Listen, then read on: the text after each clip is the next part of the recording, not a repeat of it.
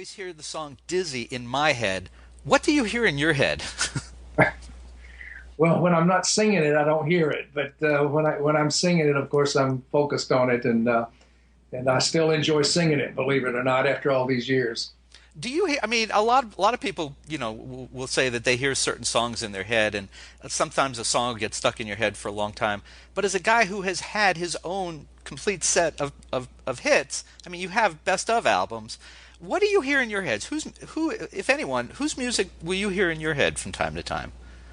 Oh well, I like the oldies stuff, of course, from the '60s, and I'm a Grateful Dead fan. I love the Grateful Dead. Actually, did Dizzy in one of their concerts one time, and I'm still looking for a video or an audio of that because I would love to hear that. That's got to be funny.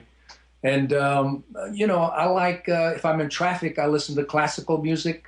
So it's no certain genre for me. I love country music. I kind of switch around from one thing to another. How interesting that the first band out of your mouth was the Grateful Dead. I imagine most people would be surprised to hear that. From Tommy Rowe, you're right. But I really admired those guys because of their songwriting skills.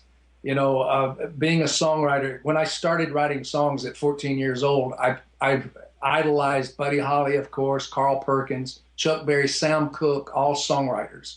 And they would, of course, sing their own songs. So it's always been the songwriting for me. I think that's the key to pop music or rock music or anything. I think being able to write my own songs is really what helped me survive the onslaught of the British invasion in the 60s. I happened to be able to change my style a bit so I could fit into the different genres of the 60s. So songwriting is the key, and I admire anybody that can make it work for them.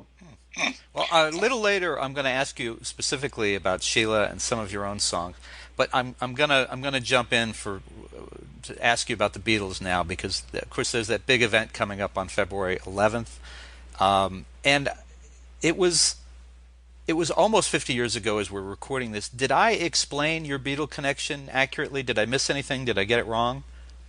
No, you did well. I have really fond memories of my early Beatle history, and it actually started in 1963, as you said, when I headlined my first British concert along with Chris Montez, and the Beatles were a featured act on our tour. And so, about midway of our tour, the Beatles just flipped everything around. They had developed their fan base gradually, but during this tour, the fan base really mushroomed. And we had to flip the order of the show around because it was just impossible to follow them after all the chaos they created when they went on stage. When you see the movies Hard Day's Night and some of the movies they did where the people were chasing them in the streets, that's the way it was on our tour. So it was pretty chaotic. But during about midway of the tour, they released their first album. It went right to the top of the British charts. And so Beatlemania was born. I was there when it all happened. And then, of course, when they came to the States, became so successful in the States, the British invasion, the so-called British invasion happened, where all the other British acts that were doing well in England came to America and pushed a lot of the American artists off the charts. Well, let's talk a little bit about 63 before they came here. So you're going to the UK. What do you know about the tour before you get there and the bands you're going to be playing with? Anything, or do you have some sense? No, absolutely nothing.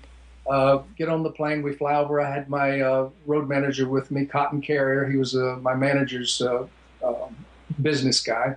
And so we flew over to London, had the press met us at the airport, which I'd never really experienced in the States. In the States, pop musicians and rock musicians didn't garner a lot of press during those days. I mean, if you showed up in a town, nobody was there. You just get off the plane and go to the gig.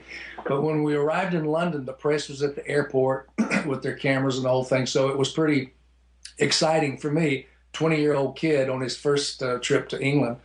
And a few days after we arrive, the promoter of the tour sets up a meeting in a rehearsal studio for Chris and I to rehearse with our band called the Terry Young Six. They were backing us up. And the Beatles came in. We met the Beatles. And at first, I thought the Beatles were our backup band. I mean, I'd never heard of the Beatles. I didn't know who the Beatles were.